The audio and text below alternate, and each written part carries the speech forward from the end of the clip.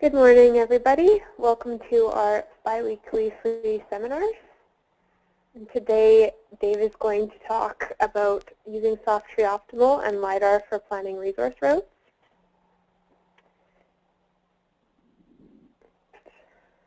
And before we get started, just wanted to tell you a little bit about us for those of you who are new to Softree.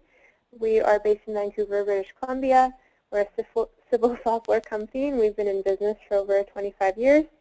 We've got quite a number of clients, and our philosophy is that we make our software easy to use. We focus on engineering over drafting. We're innovative, and we provide speed and power to handle large problems like Lidar, which you will see today in the demonstration. And with that, I will hand off to Dave. Thanks, Cam. So today we have some Lidar data to import, and so I'm going to start in the terrain module. The idea here is that once you've got a good surface, you can really do an awful lot of your planning and designing up front before you ever go into the field. This doesn't replace field survey, but it can reduce the amount of field survey that you have to do. So let's take a look at, first of all, a fairly typical bunch of Lidar. Now, we can open files in the terrain module. This is where we do, let's put the file open dialog on the other screen. There it is. We can open all kinds of different files in our software. Lidar usually comes in LAS or LAZ or ASCII. Now, the example I'm going to show you today is ASCII, so we'll be looking at XYZ coordinate file that you can open with Notepad if you want. And I'm just going to take a look for these files. They're in my, I picked the wrong one. Let's say ASCII Lidar. There they are. Now, I did file open, and you'll notice that I can only select one at a time. If I do shift-click or click and drag, it's just one file at a time. So rather than file open, I'm going to use file insert. This allows me to select multiple files. In this case, I'm going to select all my Lidar tiles and open them up. Now, I haven't started design work here. I don't even know how big these files are. So first of all, let's test, make sure they're working. Just click on Next Record a few times here, and you can see that, indeed, it is reading X out of the first column, Y out of the second column, and Z out of the third column. This looks good. Of course, if I wasn't seeing the correct information here, then I could go into my structure, change which column is which, whether we've got commas or tabs delimiting. And finally, if I had some codes in here, I could go into my codes area and, for example, remove foliage points for, if it was code equals 3, maybe I'd remove that. Code equal 2, that's usually bare earth. I might want to include that. And I've also turned off displayed here. Okay, so this is pretty much set up for you when you get our software. You might want to make a few tweaks to it, but it works. And I'll just click on OK, and it's going to bring in my data. Now, the coordinate system is undefined in an ASCII file. That's always true. You can check here, if I say cancel, you can check to make sure the projection in the coordinate system is correct. But really, all I need to do is say, yeah, this is meters, because the only reason you need to define your projection is if you want to see lat long, latitude, longitude, or if you actually want to export and import from another coordinate system. If you're working with a constant or always working with the same coordinate system, BCL bearers or UTM or whatever, you don't even need to set it up, just the defaults. Now, this actually takes a long time. It has to read through every file, and I forgot to do the skipping part. Let me try that one more time. It won't take long. So there, it's brought in some of the files, but I wanted to thin it out. So let me just do that again. So insert file, pick all my files, say OK, and selection.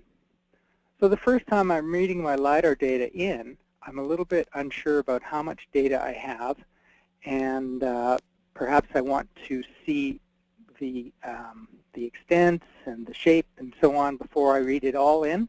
So I'm going to decimate the data. Actually, this is the harsher form of decimate. We're going to keep 1 in 10, throw away 9. And now when I read it in, you can see it's skipping most of the points, and it's reading in 1 in 10. Okay, I'm not going to let this finish because I've already done this, and it actually takes a while to read these big files. So I'll cancel out of here, 1 cancel for each file, and then go and open the results. Here it is. I think I already contoured this, so I'll just delete the contours and show you that process. By the way, this is as per usual with our Friday webinars. There is a questions area where you can type in questions, and I will answer them for you. So anytime you feel you have a question, feel free to type it into the questions area. Sometimes I miss it, and it takes a while for me to notice, but I will try and glance over there frequently. Okay, so let's start from scratch. This is what the data looks like to begin with, basically nothing. After you insert it, it will be all selected like that. So you can see all the points. But as you can see, there's not really much point in looking at those points. There's lots of them. They're kind of randomly spaced. This LiDAR is what I would call raw LiDAR, in that the points are kind of randomly spaced. If you saw the full data set, you might even be able to kind of see the scan lines in it. This has been thinned, so it's not obvious. Sometimes you'll see data coming in a grid. LiDAR is often resampled in a grid format. Okay, well, I don't need to see these points. What I would like to see is contours, and I do need a surface. So let's build a surface here. I'm noticing my screen is taking a while to refresh. Hopefully that's going to come back in a second. I've just opened our terrain calculation dialog box. I'm just setting up to do 20-meter contours for majors. Oh, there it is. And 2-meter contours for minors. Be aware that you need to set the start elevation to be a nice round number. I just always put in 0. It doesn't seem to take long to figure out where the data starts, so that works nicely. And I have turned off labeling. If you're going to use labels, you've got to be a bit careful about your output scale. I don't need those labels because I can easily see elevation from multiple other sources while I'm working. Okay, let's calculate the surface and the contours. Now, while that's happening, look down here. On the bottom of the screen, it shows that we have 500,000 points. So in other words, and that has quickly changed to 1 million after it calculated all those contours. In other words, if I had read in every point, it would be 5 million. 5 million is a reasonable upper bound for our software. So I could have read them all in without doing any thinning, and it would have worked fine. But this model will be a little snappier and quicker to work with. Great. So as you can see, we've got a good contour set of contours. We've got a nice model here. And like I said, all you need to do is put your mouse somewhere, and it tells you what the elevation is. So it's not really that important to label your contours. And then you don't have to worry about label spacing when you zoom in and zoom out and so on. Okay, so I've got a surface.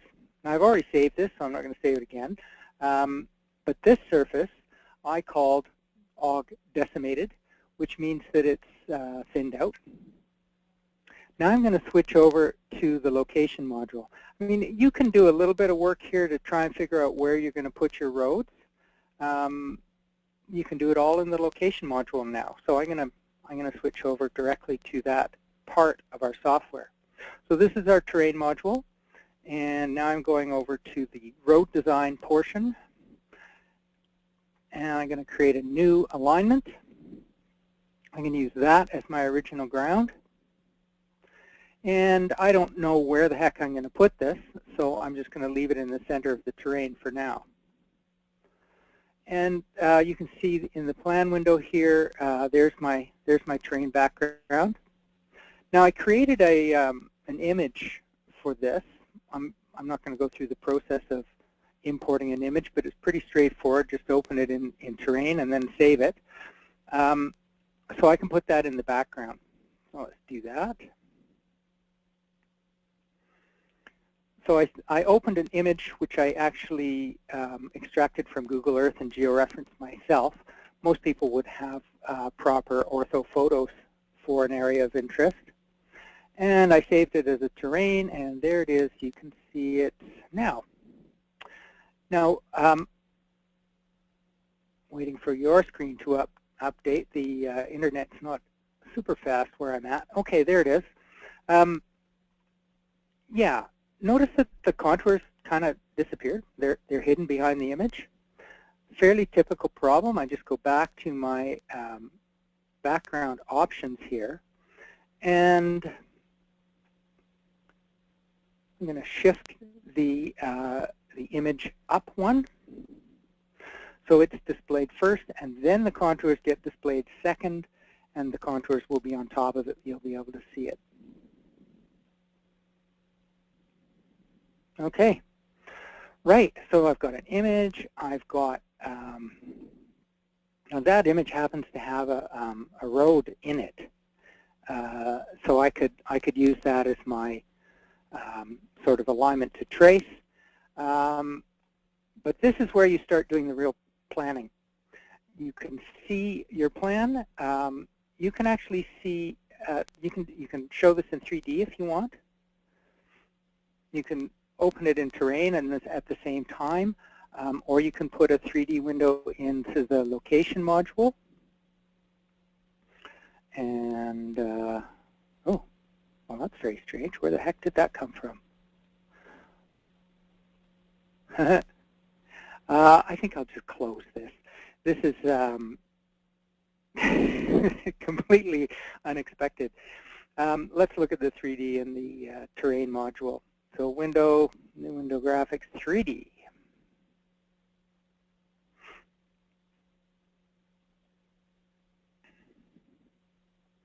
Right, and you know, I can click and drag in here. I can zoom in. I can see my surface, and if you look at the surface carefully, you'll see that it's a little bumpy. There are some fairly large triangles in here that are perhaps not following the ground exactly. This is because the surface has been thinned out. Lidar data is usually better than this. Yeah, so I can take a look at this and decide, you know, where do I want to put my roads, where am I trying to get to, where am I going from to, etc. And normally you'd be able to see that in the plan, in the location as well. I'm going to bring up that 3D window again in a little while once I've started my alignment and see if it starts behaving. I have a feeling it's just showing this thing. Now, so I'm gonna start my alignment over here because that's where my road in the background starts. And I'm going to just imagine I want to go, where's a good spot to go to here? Let's say I would like to try and get to this point over here, except I'm going to go on the other side of this hill. Okay, so you can see the road kind of goes north there of this hill, and I'm going to try and go the other way. So I put in an alignment point. Let's say I'm just going to go straight through like that. Now, what have I just done? Well, I can see that I've got a profile here. Let's zoom extents. That's what the ground looks like. Okay. What's the average grade? I need more information. I need to see my side slopes left and right. I'd like to set up the screen now to do what was called road pegging in the old days, where we would have a paper contour map and we would try and find a path from one direction to another. I'm getting a question here. Somebody's asking if we can open a DWG Lidar file. We can open DWG files, but DWG can't hold as many points as Rodan can, or terrain. So often they don't have as many points as you would like, but certainly we can open DWG files, and if they contain a surface, we can open them. It's often better to export from DWG DWG to land XML. You can export surfaces that way, both road surfaces and original ground surfaces, and then we would read in the XML file. Okay, right, so setting things up to show what we want is, if you've been watching any of these webinars in the past, or if you've done on any of our tutorials, if you're familiar with RoadEng, you'll know that now I want to read in a screen layout. I could go through the process of setting up all the various options, turning on the labels that I want, moving the windows around, but I'm just going to read in a screen layout.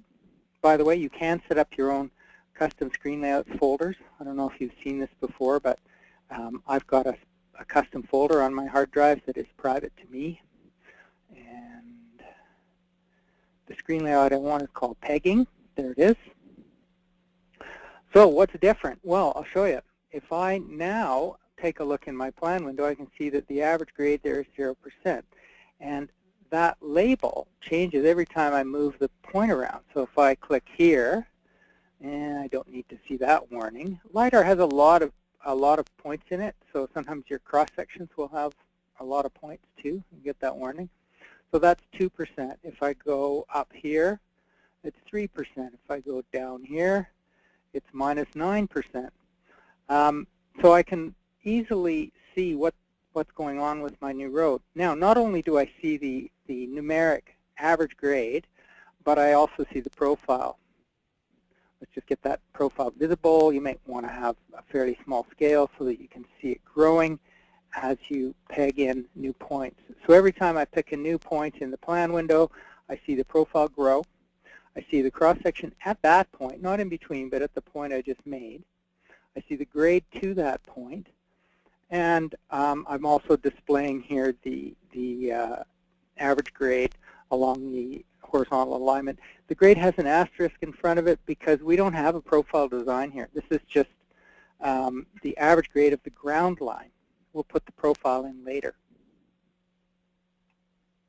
Right, so that's the tools you've got, and now I can kind of play around. Let's go over to the edge of this escarpment here. Nothing much happening there. Let's back up a little bit. So right from here, it starts to go downhill. Now if I go straight down, my average grade there is going to be 14%. You can see it here, you can see it in the plan window, and you can see it in the profile window, and if you wanted to, you could use the measure tool to actually figure that out. It's there at 13%, okay? So what I'm going to do instead is go along that hillside. So that's minus 7%. Okay, that's more reasonable. Maybe I can go up to 10, so let's back it down a little bit. There's minus 9. Good, okay. I'll go around that little nose there, try and keep it at minus 9. Oops, that's minus 10. Let's just go up a bit. Zoom in so it's easier to fine-tune it. And you can see I've defined a grade line down here that's pretty constant. You see a little bump in there. You can see as I move in the plan, you can see where the bumps and lumps are in the profile window. You can see that line moving. Similarly, I could just move in the profile window, and you see a little cursor moving in the plan. It's not really all that visible with the image in the background. Let's get rid of that image. Background, image, don't display. Okay.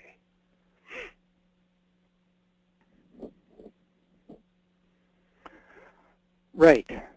Yeah, now I think you can see that gray cursor moving in the plan window. Hopefully your screen's updating fast enough. Okay, so I'm going down this hill. I'm trying to keep it about minus 10 or minus 9. And you know, you can make a big jump. You can say, okay, all the way down here is minus 3, so I'll go over to here. There's minus 6. But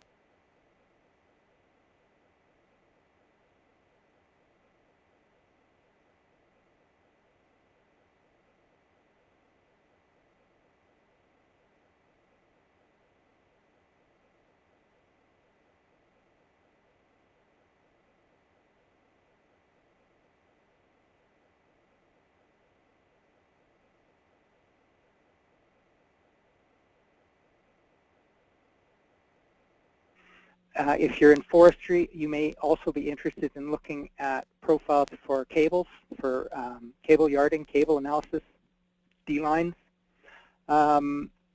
And yeah, if you're building a road network, you know, it's more complicated than just getting from A to B. You're going to have to decide where does your main line go, where do your branches go, you know, various things. So the great thing about the Lidar surface is that you can do a whole lot of that kind of planning before you go out into the field and spend a lot of time ground truthing your alignments. But you still have to do that. So hopefully you don't have to do it more than once for each road because you can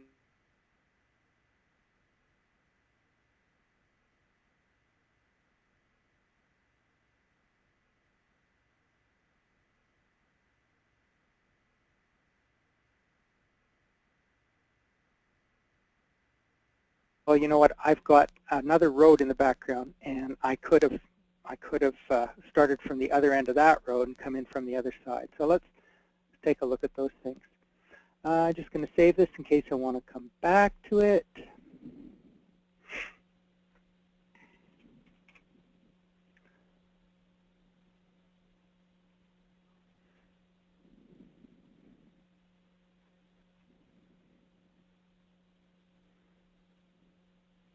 So what I did here is I built a very simple alignment from the beginning of this road north to this point here. And then, and this is a trick you may not have seen it unless you've been watching me, because I do kind of, whenever I do these things, I try to point out that you can run more than one instance of our software at the same time. So although location design is a one alignment tool, when you run two at once, you got two alignments. So there we go. I've got the location module running in another instance. I'm just going to start up this one.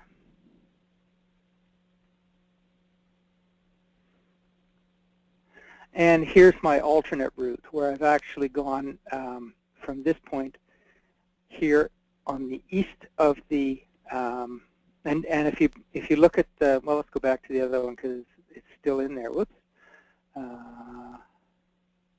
This one, yeah. You can see there's actually a road in there that ends over here. So I think that's where I started the second one. I went back to that same point. I got two routes. They look roughly the same length. Are they? Well, first of all, the length of the road is trivial. Obviously, that's going to have some impact on your cost. There it is, 12, 13 meters. And the other one is, let's just flip over. It's a little bigger at 1550 roughly. So you'd think the 1550 would be more expensive, but is it? So, by the way, I've been working on these designs without really paying too much attention to the usual stuff you worry about with road design. But of course, when you're designing a road, even if you're just pegging a road, you still want to get your cross-section to look reasonable. And you know, you might want to pay attention to things like change in azimuth, horizontal curves, and of course, if you start designing the vertical, you're going to have to pay attention to vertical curves, grades, and things like that. We've been dealing with grades in a gross sense as we lay in the alignment. By the way, where did that alignment come from? I think we're looking at the wrong one here. Oh yeah, sorry. Should be looking at pegging start to, yeah. That one's already got an alignment in it. Okay, so here we go. I've got a horizontal alignment, and I'm kind of interested to know how much this is going to cost me to build. So now I'm going to use the optimizer. So this is the final section here. We've looked at Lidar. We've looked at pegging roads and designing roads on a Lidar file, and now we're going to look at the optimizer. So this is a new piece of software that's been added to RoadEng for version 7. Some of you may have used version 7 already. It is actually, the software's ready, but we're still working on the web page and the tutorials. But if anybody's keen to get a an early peek. It is available. Now, I want to find out how much this road costs.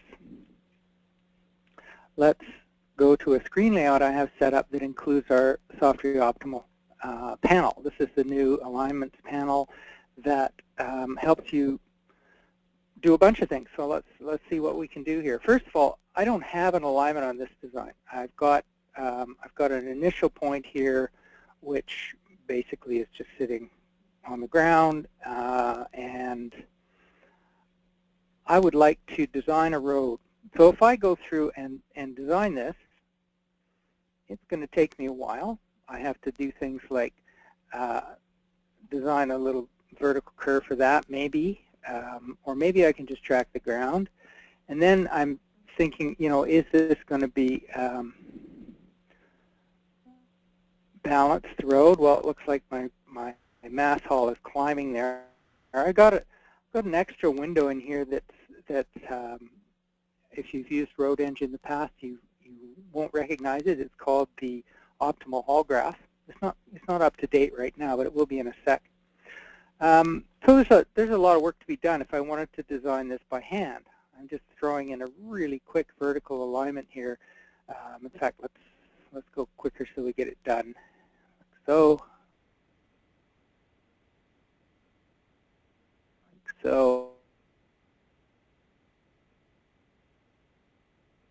whoops, how steep is that? There, finished. Now, here's my mass haul diagram. Okay, I got lots of fill here. I got cut at the beginning. I got to tweak this. I got to put in some curves. It's going to take me a while. But notice that the software is calculating a cost. It can be real time if you want it. It's telling me how much overflow I have. Underflow, actually. It's this number down here. I clicked on this recost button, and it told me exactly how much this is going to cost. Well, is it exact? Let's take a look at the numbers there. What we have is a set of costs that have been added to the ground types table. Here's the old ground types table, and this cost tab is new. So any material has a well-defined cut cost. Rock costs more to cut than gravel. And a haul cost. And we've put in your sort of classic textbook three levels of haul, maybe bulldozer for free haul, scraper for medium overhaul, and then truck and bucket for end haul. These costs, of course, are configurable. You can set them up your own way. And there's even a simplified cost option for forestry users, which allows you to do a couple things you can't do with the regular costs. I'm going to leave that for now. Okay, so there's material costs, unit costs per material, and unit costs per hauling, cutting and filling and hauling. And the software is calculating the total cost of this design. It's also calculating the optimal way of moving the material to accommodate this design, and that's what this optimal haul graph is in the middle. And you see most of the stuff is coming from a pit and being dragged all the way along the alignment to go into this massive fill down here. So if I were to reduce that fill, the mass haul changes, and with the recost, by the way, you can do that automatically if your road is small enough. The recost will tell me that my haul pattern, there it is different. Now it's going the other way. Now I'm digging all this cut off the end here and dragging it to the waste pit at that end. Okay. But it's giving me a cost dynamically.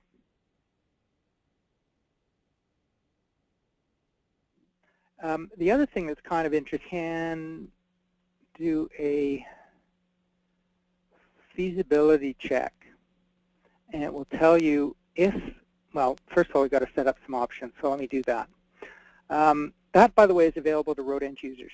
All Road Engine users who get version 7, you don't have to buy the extra Softree Optimal license. So let's take a look at designing a new alignment using Optimizer.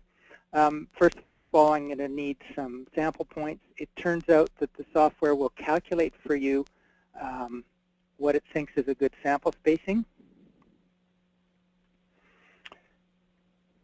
If you're working with a P-line design, not Lidar, then your sampling is just on your survey stations. If you're working with Lidar, you can sample anywhere you want. And it's telling me that I should use 2-meter spacing to get an accurate cost. I'm not going to do that. It's going to take too long. But if you had the time, you could use that as your sample spacing. What I'm going to do instead here is sample at 10 meters because it goes nice and quick, and you can see how it works. 156 samples across this 1.5 kilometer road. What else am I going to do? Later when I do the optimization, I'm going to allow it to go up and down 10 meters from the alignment that I've designed. Actually, you know what I'm going to do? I'm going to delete my design and say 10 meters above and below the ground. Now here's where you put in your maximum grades, minimum grades, and curvatures. You can either work with curvature or you can work with grade breaks. So maximum grade break. I'm going to work with curves. Polyline and curve fast are both very, very quick and dirty ways of calculating an alignment. And I want my sag and crest to be about 10 here. So this is not a forest road. It's maybe a little higher standard than that, but not much. Generally, when you're designing a road, you have a start point that has a well-defined elevation. Okay. Oh, notice that the start is negative. You're allowed to do that, but I'm not sure I want to. So I'm going to do two things right now. I'm going to get rid of that start. I dragged my start point around and totally confused the stationing.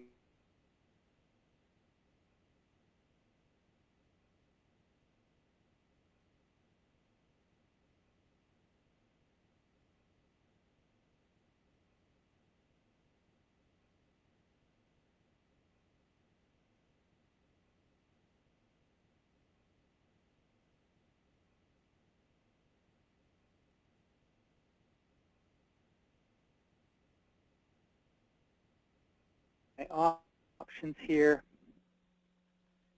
I got one at the start. Let's add one at the end.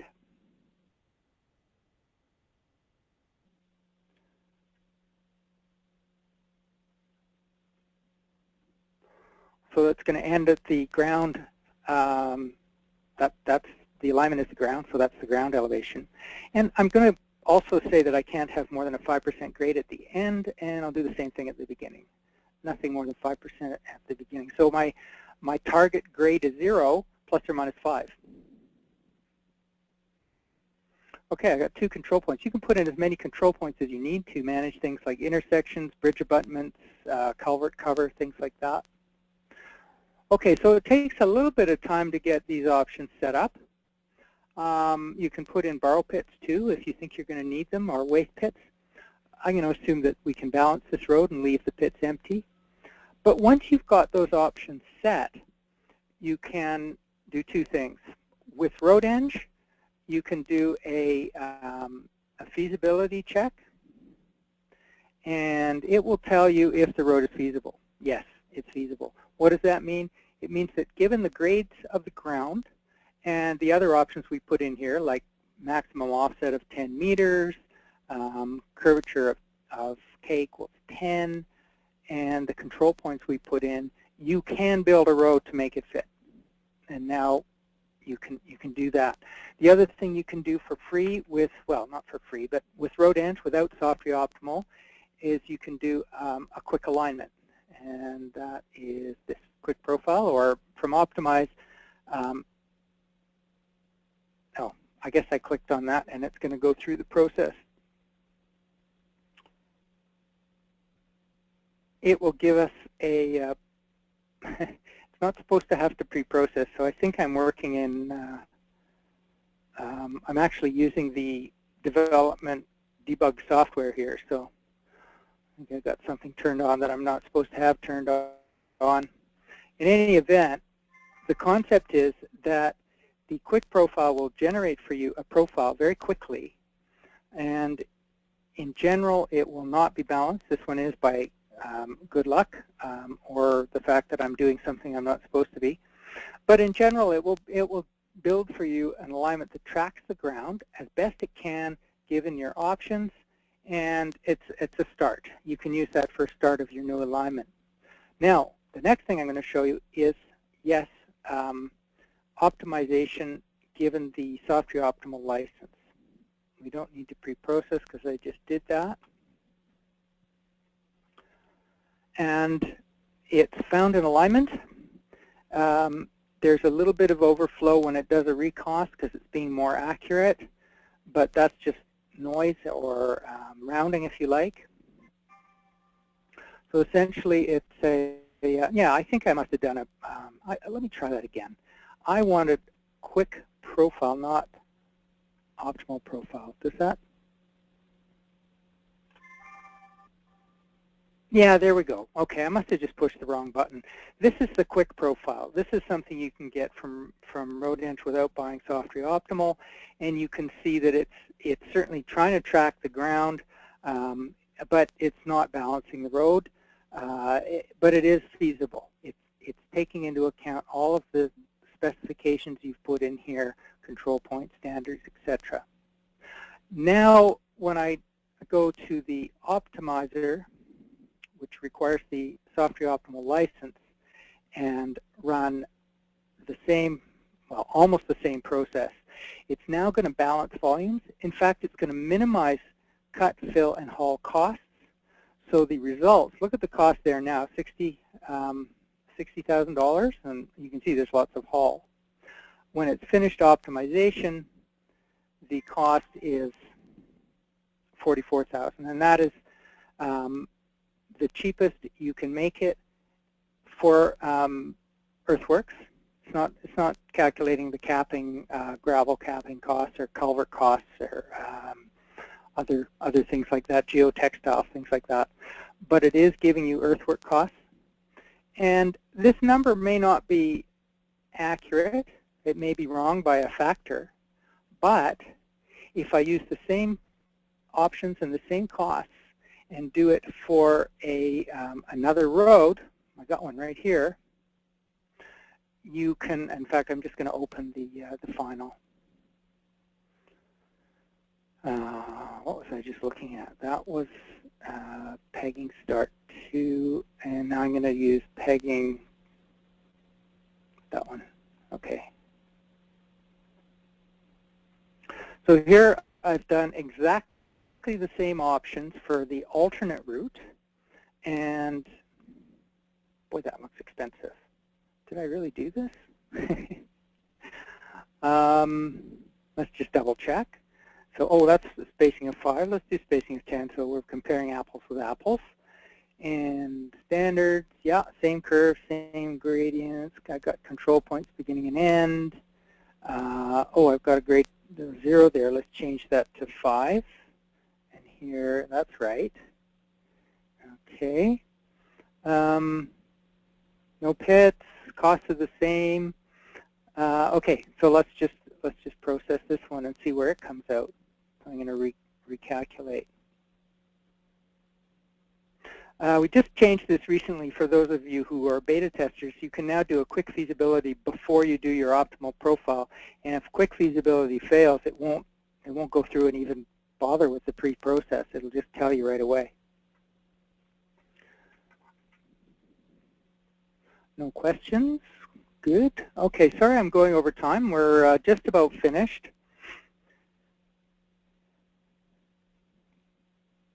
So to calculate the pre-processed data, it has to calculate a whole bunch of cross-sections. But the cross-sections it's calculating are real cross-sections. They're not approximations or anything.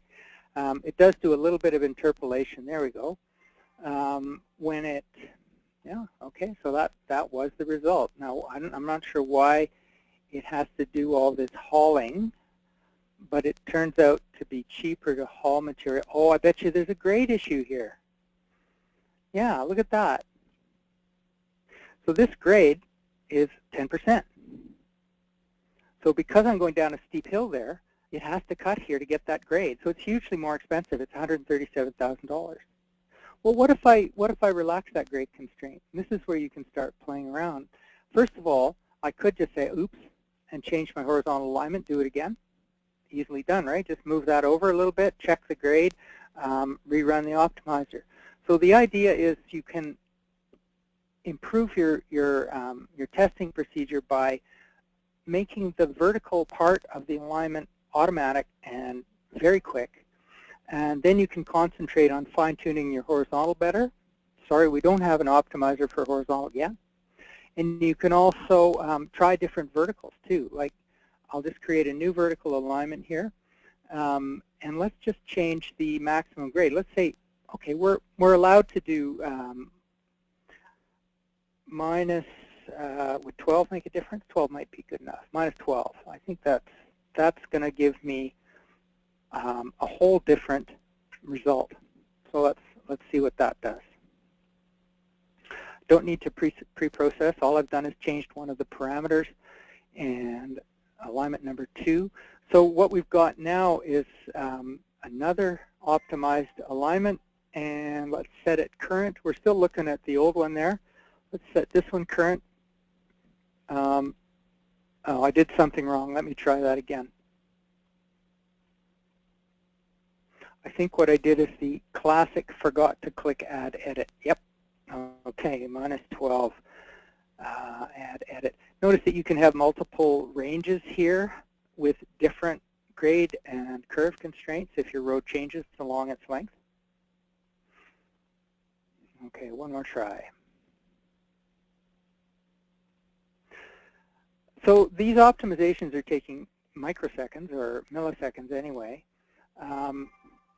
Often they take a lot longer than that. Okay, you can see this is a whole lot different. We're still maxing out the grade here at 12%, but the cost has gone down to $54,000 instead of $134,000. And I'm sure if I increase the grade a little more, I could get it even cheaper. And I'm sure I could go into, now here's where I might want to do a save and save as. Let's try a different horizontal alignment. I got 2 vertical alignments here in the one design, but if I want 2 horizontal alignments, I need to save it as a different location module design. And then I could try. Well, let's just move this over a little bit like that. Notice that the average grade is not so steep here anymore. The vertical alignment is completely useless. I can just delete it. And I can run the optimizer again. Okay, where's the steep bit? Let's move that down like that. And that looks pretty good. I'm not in my pegging mode, so I'm not looking at my grades. Maybe I should do that, right? It's easy to change screen layouts. Okay, this is going on and on and on. I better get out of here and let you guys get back to work or lunch or whatever. So the concept is here I can play around with this. I've now got better grades, and you know there's a bump. Where's that bump? Oh, I can see it in the plan window, or oh, there it is. It's right there. Why am I going over that bump? No need. Let's go through the little gap here. That looks smoother. Good. And now back to optimize screen layout, and let's just rerun that. So last time we ran it, it was, that's interesting. Oh, it's got no alignment on it right now. Let's run it, and we're going to have to pre-process because we changed the horizontal.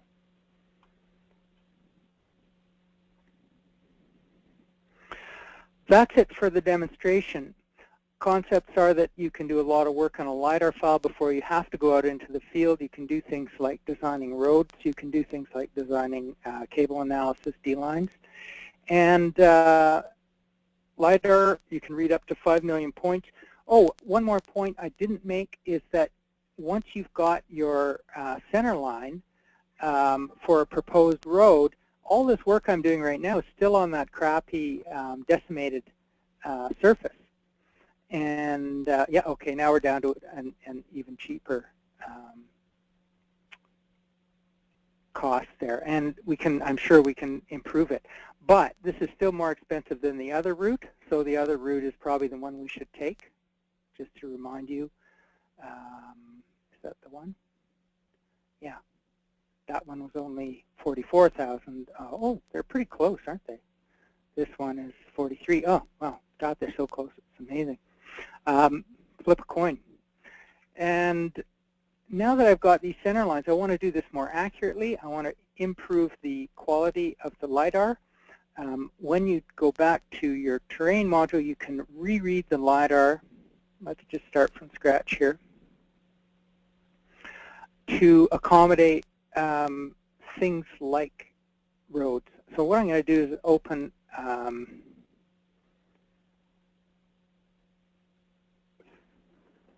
this. Okay. Now these are not the alignments we were working on, but there are two alignments here. And if I now do File, Insert, LiDAR, let's pick these 5 again. Go to the selection, I can add a thing called a corridor. So what I'm going to do is select Route 1. That's now a corridor. I want 100 meters of LiDAR near the corridor, 50 each side. And the default, I'll continue to decimate. So now if I read this data in, I get something completely different. Let's take a look. It'll take a while before it's finished, but I'll cancel halfway. Yeah, that's a pretty important point. So once you've kind of laid out where you think your areas of interest are, you can reread your LiDAR data and get dense data in the along a corridor or in a polygon, and you know, get better results when you do your road design and draping of profiles. So let's see what we got now.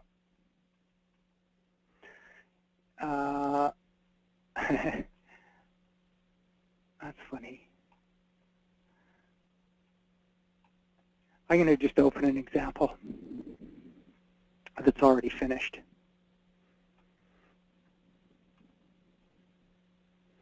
Okay, so this is pretty much the same terrain. You know, it looks the same as the other one, but I'm now going to display all the LiDAR points. And this is what happens when you read the LiDAR in with corridors at full resolution, outside corridor at decimated 1 in 10 resolution. You can clearly see that the road areas are more dense than the non-road areas. So that's, you know, you design a road along here, you're now getting good cross sections, good areas, and good volumes. Well, goodbye. Thank you all for sitting through this webinar. We have recorded it, and it should be posted on our YouTube site fairly quickly. Any final questions? Good. Thanks again. Bye-bye.